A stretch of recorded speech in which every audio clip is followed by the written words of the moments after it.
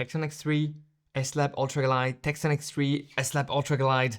So much confusion because the two are really good, so let's try to pick only one. Hey everyone, and welcome back on the channel. My name is Alex. In today's video, we have the comparison, the battle between two long-distance trail running shoes, the Salomon S-Lab Ultra Glide and the HOKA Tecton X3. These two shoes are either just released or about to release in the very near future. You may be wondering when you're watching this, why am I watching something with a shoe that hasn't released yet? But it's coming in December, so I feel like it might be the perfect timing to release this video and give you some time to think about your upcoming purchase when it comes to a long distance trail running shoe. Why these two shoes? They share some specs, and without no further ado, let's dive into the specs. Price point for the two shoes, €250. The HOKA actually comes at $275.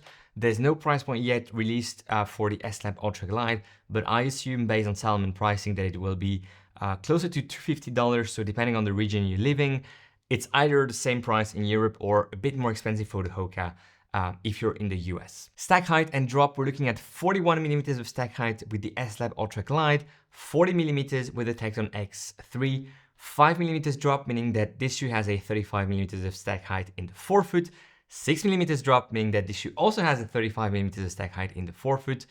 So essentially very, very close when it comes to stack height and drop. And we will weigh the two shoes right here in front of your eyes to get the exact weight, keeping in mind that I have used both of them, meaning that a bit of material maybe was removed, but most importantly, I think they might be carrying some extra weights with a bit of dust and all attached to the shoes now. All right, let's go for the weight of the Salomon S-Lab Ultra Glide, and I have 340 grams for this shoe. We will do the conversion in ounces on your screen, and the HOKA Tecton X3 to 97 grams, meaning that there is 43 grams difference, 1.5 ounce difference between the two shoes, the S-Lab Ultra Glide being much heavier compared to this HOKA Tecton X3. Looking at the upper of the two shoes, there is an expandable material in the forefoot of the Salomon S-Lab Ultra Glide, meaning that this material will stretch out when your feet will swell on the trails after a certain distance due to heat, due to many factors. The foot has a tendency to swell and to gain volume, and this expandable material here in the forefoot is meant to accommodate a bigger volume once you have that swelling effect kicking in. Does it work? I feel like it does work. I'm really, surprised because I was a bit skeptical, but I feel like it's actually working. The fit of the Salomon S-Lab Ultra Glide is on the secure side of things. I wouldn't call it snug by any means because it's definitely roomy compared to some other shoes out there on the market, but it feels secure, meaning that you really have that wrapping effect, that lockdown working quite nicely. I've never been a fan of the quick lace system on Salomon trail shoes. It just works like it used to. So, once it's locked, it's okay, but it's not perfect. And I would rather have traditional laces or maybe a boa dial just to wrap this shoe and to wrap the fit of this shoe a bit better. It's a very comfortable shoe in terms of upper. I had a bit of chafing here on the outside of my right foot, just below the ankle bone. This collar is a bit high. Again, I had a bit of chafing.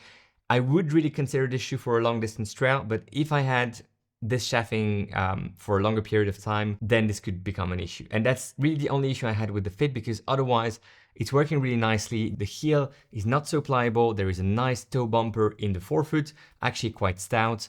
And like I said, it's a comfortable shoe. Looking at the fit of the HOKA Tecton X3, it's a much different fit. The upper is much lighter. It feels like a much more breathable shoe. It has that integrated gaiter around the collar, so it's also a different strategy or a different feeling when you put the shoe on. It doesn't feel as secure. There is a bit more movement for me in this shoe. Both are the same size, US 11.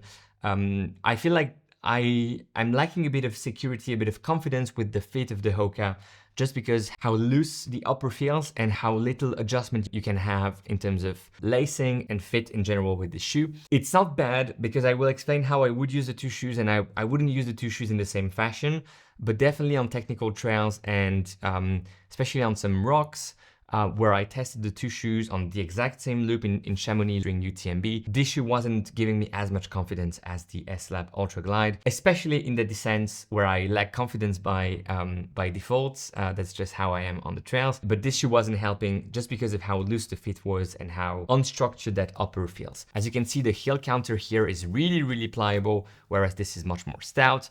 The toe bumper is also not as sturdy, as stout, and if you have a rock coming here in your toes, it will definitely leave some marks, whereas the toe bumper on the S-Lab Ultra Glide is much more stout, sturdy, and resistant to sharper and nastier rocks. I would, however, say that, you know, if you're running on flat surfaces or not too technical trails, the more accommodating fit of the HOKA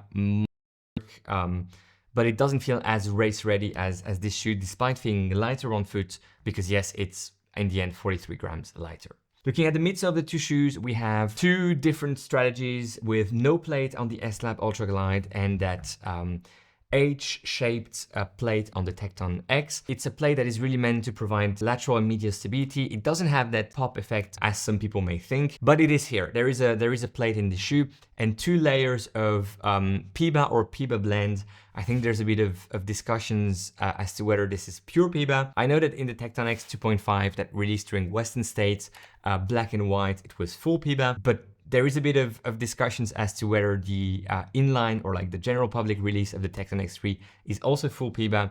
Nevertheless, it feels like a blend of PIBA at least, and maybe even more, and you have two layers of it. And then you have an Outsole Vibram Mega Grip, which is as sticky and as good as you would expect from Vibram outsole. I will come back to the ride of this shoe here in a second, but just to give you the specs in terms of midsole compound on the Salomon, you have some energy foam, which is the outside layer with those very, very high slide walls here on the lateral and on the medial side. And then you have a full length layer of Energy Foam Plus, full PIBA, just to give you a bit more comfort and a bit more bounce under your foot. Like 80-85% of the midsole is regular energy foam, so EVA plus olefin block compound. It doesn't feel as bouncy as the HOKA, obviously, but it feels very, very secure and again, very, very comfortable in the sense of providing you with lots of confidence.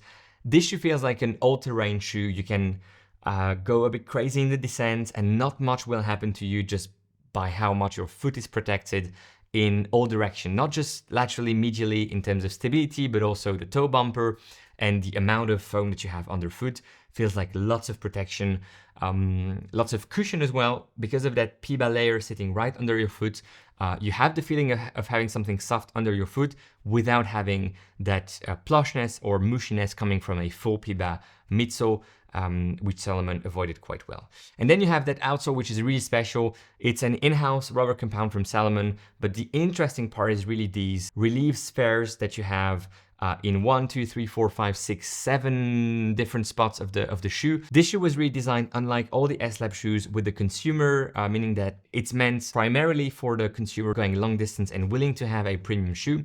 And then some Salomon Pro athletes actually enjoyed it and are using it nowadays on the trails. The relief spheres are really meant to take some pressure off your foot by applying pressure in very located spots and therefore kind of rebalancing the pressure zones under your foot. Does it work? I don't know, but it definitely felt very comfortable. So is it just the last and the way the shoe is designed, or is it the relief spheres? I cannot comment. I would need to test the exact same shoe without the relief spheres, which I don't think is possible to compare, but it definitely felt very comfortable. Salomon also claims that this improves the traction on the trails with the relief spheres acting as suction cups. And yes, this shoe felt very sticky despite not having any fancy rubber compound like the HOKA with that Vibram outsole. It felt very, very sticky and very grippy on the trails. I must say that I felt like the HOKA was a bit more agile in the uphill sections of my testing loop. I had a bit more agility, a bit more confidence of where exactly I wanted to step with this shoe.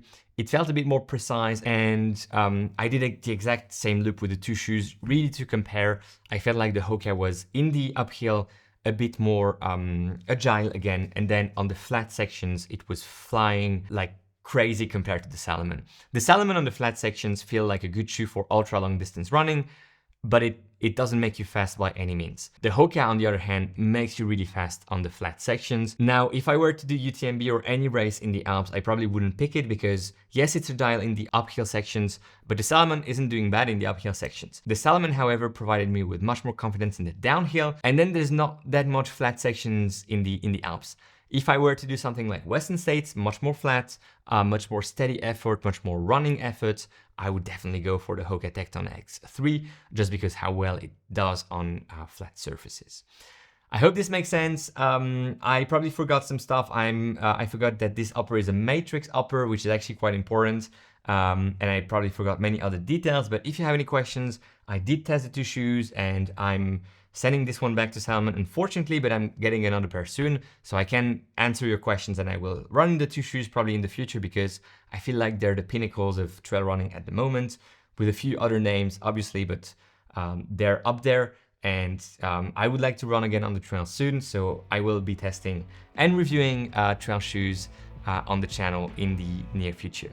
Thanks a lot for watching. Enjoy your run today, enjoy your ride, and go beyond your limits, and I will see you in the next one.